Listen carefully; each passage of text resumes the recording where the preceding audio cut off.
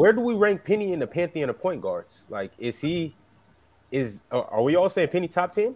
I think he's a what if more than he is what is. Because when he lost Shaq, his knees went and injuries slowed him down. So we didn't really get a good sample size from him. I think Penny, he had what, 4 good seasons. I think he made the first team All-NBA in '96.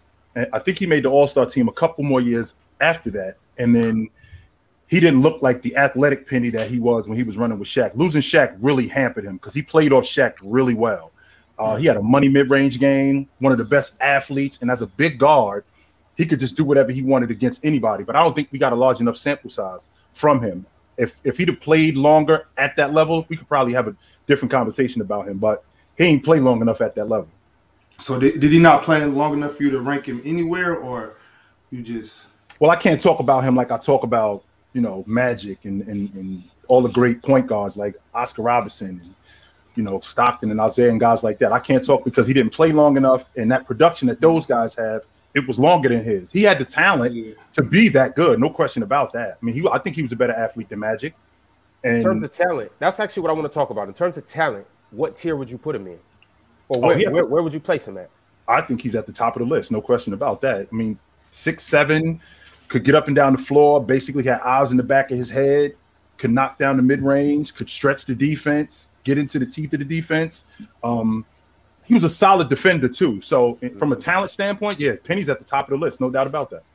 Man, Rob, for me, I would, just to go off on a limb real quick, if Penny could have played close to as good as what he showed for a little longer, I don't think it's no doubt he's top 5. But I mean, we can't rank it like that. So right. I mean, for me, I got to put him behind those guys. Right. As far as who's my favorite point guards, he's definitely the top. But I got to put him somewhere around 10 to 13, maybe 14. Well, you figure, Ox, he was on his way. Like when they lost to the Bulls. Yeah. What was he like 22, 23, 24? So had he not gotten slowed down by injuries, he was on his way to doing what you talk about.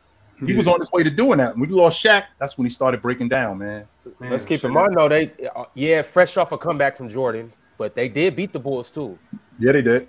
Mm-hmm. Yeah, they did. But when Jay got correct and he had a full season, when Jay got correct and he had a full season under his belt, them dudes had no shot against him. Plus, adding Dennis Rodman to that crew, because Horace Grant was the difference last season, because they didn't have that meat and potatoes guy with the Bulls. Horace Grant was gone. Once Dennis Rodman showed up, now we got that dirty work guy. We already got Jay. We already got Scottie Pippen. We got our long ball shooter. So we basically going to match everything that y'all do.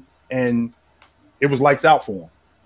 Mars, how you feeling about that Magic team? If Shaq doesn't leave and if Penny stays healthy, do you have any predictions on what they might have been able to do? The East post Michael Jordan, so 99. So I think if you're looking at if Shaq stays and Penny stays healthy, I think in that lockout year, I think they're a better team than the Knicks. Me personally, I think in 2000, I think they're a better team than the Pacers. But it's not just Penny. I mean, even those years in LA, the early years in LA, Shaq was dealing with like little knick-knack injuries as well. They both just weren't very healthy at that time. But I've spoke about Penny. I think if you want to go peak, which we talk about a lot here, and I'm like the main contributor of that. If we talk about peak, I think I'd struggle to find 10-point guards who are better than Penny Hardaway. Me personally, I think past like the first like 7 or 8 names, which everyone goes to, for me, Steph, Magic, Oscar Robertson, Steve Nash, Jason Kidd, Chris Paul, etc. Past those names, once you start getting to like the Gary Paytons of the world, I think Penny, Damian Lillard, Russell Westbrook, I think Penny's in the conversation with those guys, and I think I'd struggle to put any of those guys head to head with Penny and take them over him, in my opinion. Fluent, how you living today? I'm good, man. Okay. How's everybody doing? I was trying to scream. I was on my phone screaming, Mars. It's Mars. Mars Blackman. Mars Blackman. Better than Little Penny. Whoa, you got him? Mars Black. What Mars Blackman and Jordan and Nike did for basketball was revolutionary. Before those two guys, you had Dr. J, Magic, and Bird standing there going, "My Converse. I love my Converse." That was the commercial. That was the commercial. Mars, what Spike Lee did making those commercials as the character, gotta have it, Mars Blackman, for those that don't know, revolutionized the way we advertise. Like it's not even a comparison. I love Little Penny. Don't get me wrong. It was cute. It was funny. It wasn't what Mars did. It wasn't what Mars did. You know what other commercials were dope too for just sports was little Kyla Pratt with the WNBA commercials. The one she did with Lisa Leslie. Oh yeah, okay. Yeah, Lisa Leslie the young chick from Love and Basketball. That was dope. Yeah. She had the one with Rebecca Lobo. Yeah, she was dope. Now, Mars, you had just mentioned. So if Penny is able to stay healthy, is he better than Damian Lillard? To me, yes. But I'm extremely high on Penny. We spoke a few months about Penny versus Kyrie Irving. I think Penny he's a tier above a lot of these people. Yeah. I think because it was so small and because maybe a lot of people like didn't watch him or haven't gone back and looked at him. He was just cold. He could play defense. He had the outside shot. He wasn't like shooting threes, but he had the mid-range game, get to the rim. Like crazy, not crazy athletic, but he was athletic, 6'7", fantastic playmaker in my opinion. I just think people don't really. I mean, when it's that small of a sample size, and he doesn't go down as an all-timer, he never won a championship, people aren't going to go back and be like, oh, what was Penny Hardaway really like? So like people just don't bother to know. But if you watched or you've gone back and looked, like he was crazy. Does his game translate to today's game? Yes. I think he would be fantastic in today's game too. I do believe that. He's a top 10 player in today's game, in my opinion. Fluent, you look like you disagree. Do you have Penny slander? Now, Tone, before you answer this question, now we ain't talking about Penny Hardaway. What if? No, I get it. The what? Yeah, but Fluent's not a fan of these. If they were healthy, the what if is so huge. What if he stayed healthy? What if his game developed? What if he got a jump shot? What if he learned to shoot threes? Well, we're not saying that though, Tone. We're not saying that. Even without the 3-point, like he wasn't a great 3-point shooter. He can make it. That's what I'm saying. Even without that, I still think when we're putting him in today's NBA, the guy that we saw. Okay, is it Dame? Like he's a tier above Ben Simmons. He's not Dame. A tier above Ben Simmons. Yeah, a tier above what?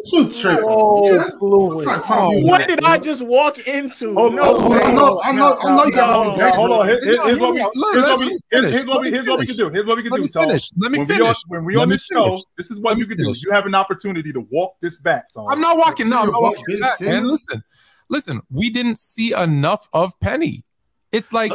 Let me give me an example. When Dwight Howard came in, we all were talking about him being one of the best centers, the greatest center of all time. And then what happened? His career went on and on and on, and we're like, oh, okay, he's all right. He's all right.